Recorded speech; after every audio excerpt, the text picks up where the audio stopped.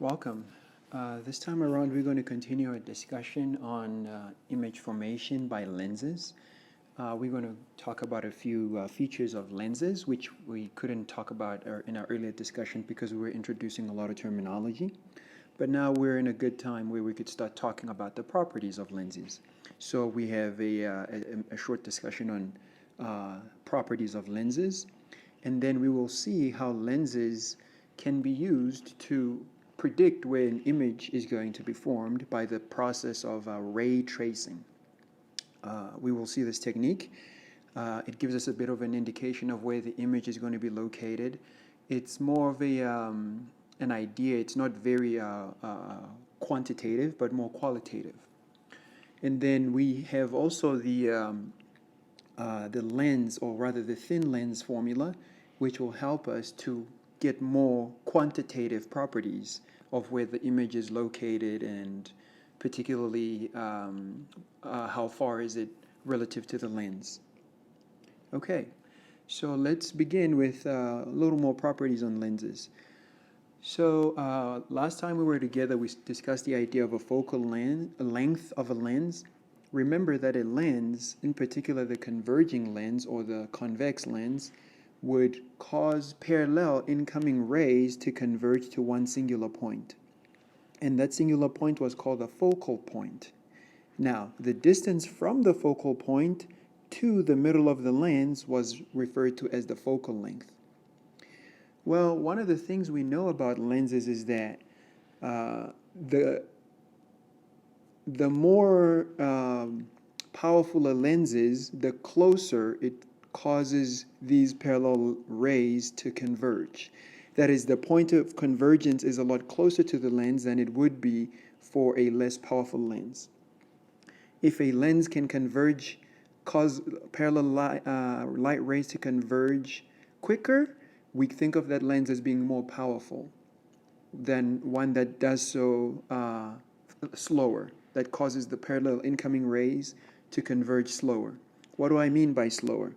Well, notice these in these two pictures, that these rays in the first picture converge to a point which is a lot closer than, a lot closer to the middle of the lens than the second picture. In the second picture, the lens causes these incoming rays to converge at a point a little further away. So it has a larger focal length. This is how this enables us to define what we mean by the power of a lens. Typically, the power of a lens is defined as the ratio, or rather the inverse, of its focal length. P here refers to power, and this is 1 divided by the focal length. As you can tell, that the smaller the focal length, the larger this number is going to be. 1 over a small number is larger than 1 over a big number. Hopefully that convinces you. You're convinced by that. So the point is, this is how we define the power of a lens. It should be said that power here refers to optical power. We are not referring to power as in a case of thermodynamics, where we had power being the heat divided by, or rather the amount of energy divided by the time it takes to transfer that amount of energy.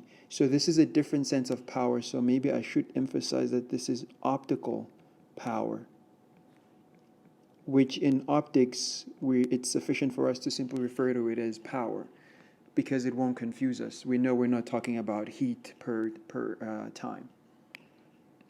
Okay, so this is one helpful formula. Actually, this is quite useful to optometrists. Whenever they refer to the power of a lens, they usually are referring to this ratio, 1 over the focal length.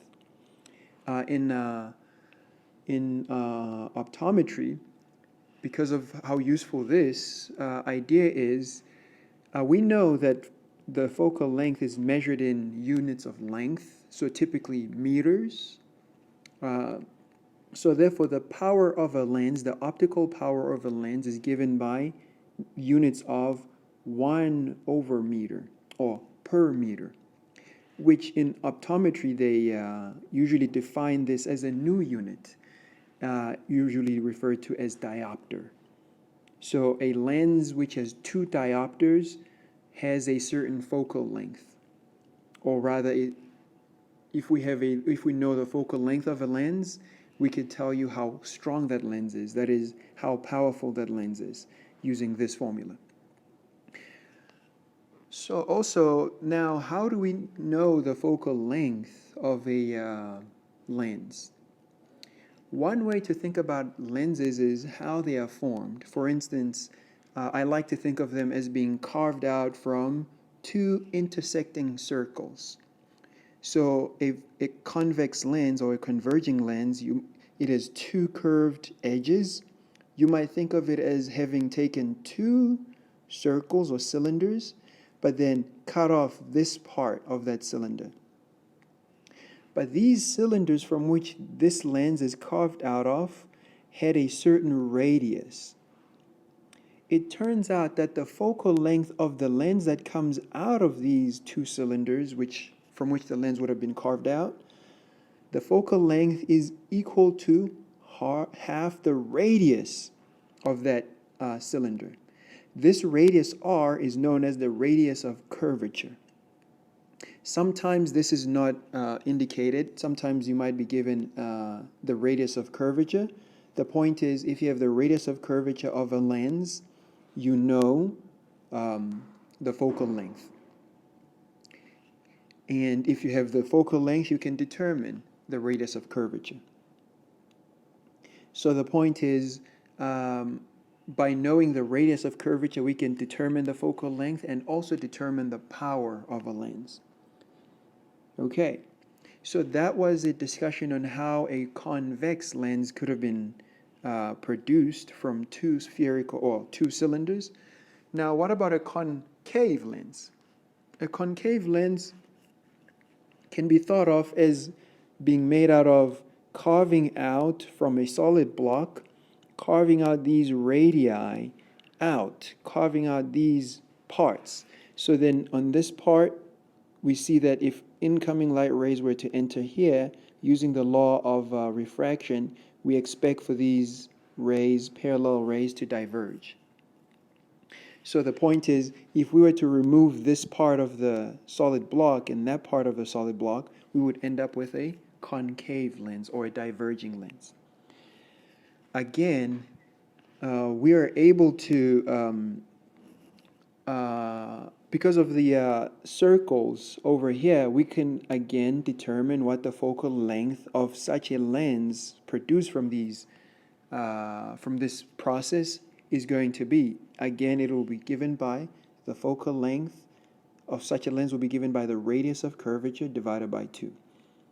So this is one way you can think of how lenses are made and how they acquire this relationship that their focal length is related to half of their radius of curvature. So this is to hopefully give you an intuitive idea of why we define the focal length of a lens as the radius of curvature divided by 2. And by having the focal length, we can also determine the power. Or we could work backwards. If we have the power of the lens, we could determine the focal length and also determine the radius of curvature. Okay. And then now we're in a good position to talk about ray tracing. Before we go there, I want to mention that the ray tracing technique is usually employed for what we know as a thin lens. And a thin lens for us, we will define it in this way, that it's a lens which by virtue of its thickness, or rather the lack thereof, it causes no dispersion and neither does it cause any aberration. Dispersion, remember, is when a light rays of different wavelengths refract differently at different angles, which means the blue light or the violet light is going to refract at a different angle to that of orange or red light. But in our discussion, we're going to insist that we're dealing with a thin lens where dispersion is not allowed, and also aberration is also not allowed. Aberration, usually chromatic, is when the different wavelengths of light converge on different points of the axis. of the principal axis. As a result, the image would have a rainbow feel to its edges. You will see the red part being separated from the blue part, because most colors are a combination of the basic colors of the rainbow. Okay, so the point is we're going to be handling this from a perspective of a thin lens. So when we think of ray tracing, think of a thin lens. Now, we will be interested in 3 rays. These are the ones that are critical or key for us to figure out where the image will be qualitatively. So if we have an image and this upright arrow here represents our object.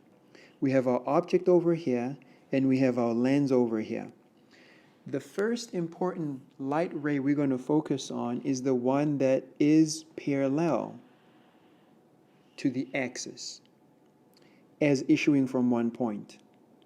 I should say that we can think of every point on this object as producing these rays. That will enable us to reconstruct the image of this object. But we will focus on just the top point here. So the first light ray we're going to focus on is the one that passes, or rather that is parallel to the axis, and it enters the lens. The rules of ray tracing instruct us that this light ray will change direction so that it passes through the focal point on the other side of the lens. So a light ray coming in parallel is going to change its direction so that it passes the axis through the focal point on the other side. So that's the first instruction, or the first propagation of the first ray. And then the second ray is the one that passes through the center of our lens. Of course, here this was not drawn to scale, so my second light ray is slightly off the center, but I think this will help to demonstrate the idea, not the specifics, unless we draw everything to scale. So the second light ray is the one that passes right through the center of our ray, of our lens. This ray here is not refracted. It maintains its path, its direction. Excuse me. So this is the ray where it experiences no refraction. Again, this is related to the fact that our lens is thin. This is why we insist on our lens being thin. Okay.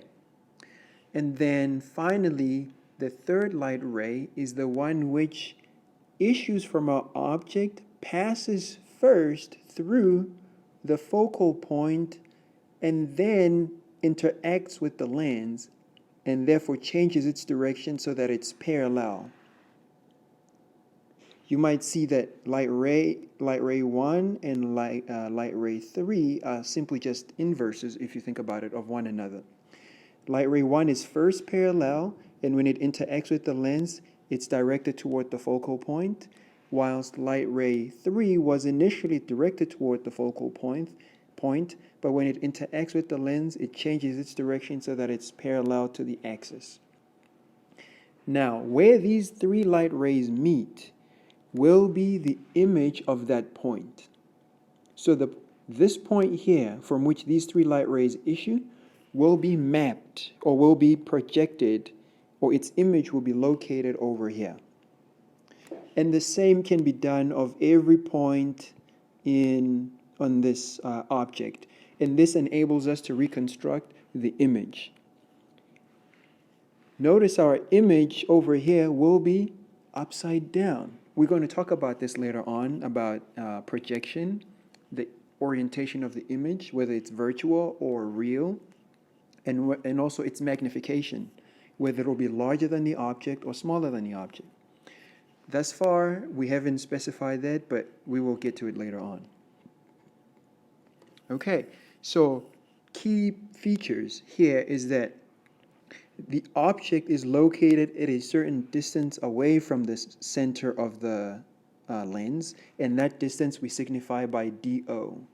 DO means distance of object, And F here is our focal point.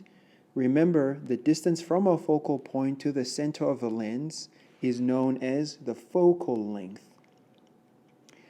And another important parameter is that of the image distance. That is the image from the center of the lens to where our image is located. That is signified by DI. We could go through a proof using congruency in geometry to show the relationship between this, that, and that. And if we were to go through that argument, we would arrive at what is known as a thin lens formula. To spare you the details and the agony, I will simply quote that formula, but if you're interested in deriving the proof, I'll be more than willing to show you how. Okay, so by using the idea of ray tracing these three important rays, through a convex lens, we're able to come to this point, and that is the thin lens formula.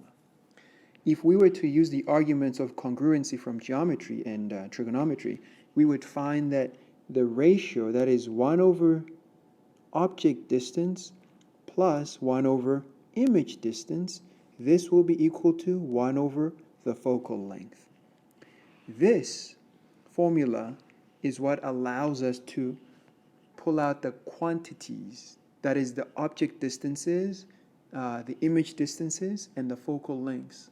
It relates the three together. So the ray tracing gives us the qualitative ideas, for instance, the orientation of the image, but the thin lens formula gives us the quantitative aspects, that is, where are the objects located relative to one another. In our next discussion, we will talk about the different images that can be produced. For instance, the real versus virtual images. But in order to prevent this lecture from being long, we will stop here, and I will supply you with some exercises for you to get a bit of a practice with how this works. Okay, thank you for now, and for further information, if you'd like to read more, you're welcome to browse through the section of our OpenStax book, that is section 25.6. Alrighty.